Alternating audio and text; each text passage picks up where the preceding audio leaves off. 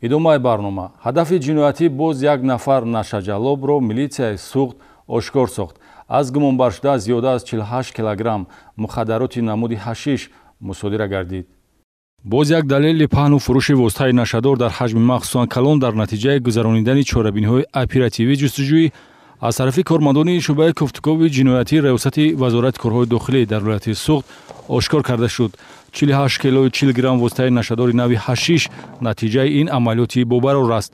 қасди ба ҷомеа хафнок нашъаҷаллобии Шаҳрванд Иноятов Сайфиддин Шамсиддинович соли таваллудаш 1987 истиқоматкунандаи ноҳияи Синои шаҳри Душанбе таҳти назорат ва коркарди ғайриошкорои оперативӣ қарор гирифта ахиран бо истифода аз методҳои оперативӣ кормандони милитсия ба ҳаракатҳои ҷиноятии ӯ нуқта гузоштанд. ҳамин кор пушаймонӣ дорад. мо дар ҳамин ҳолати имрӯзи пушаймонем. мақсад фарзандонмон, занонмон ҳама дар сарсониам. ман мегуфтагам дар ин ҷавонҳо ки ҳамин корро содир накунанд. мо пушаймонем амалӣ кардаи худ. гумонбаршуда шаҳри Хуҷандро ҳамчун минтақаи транзитӣ барои интиқол додани маводи мухаддир интихоб намуда бошад ҳам милитсияи Суғд нагузошт ки ҳадафи ҷиноятӣ амалӣ шавад.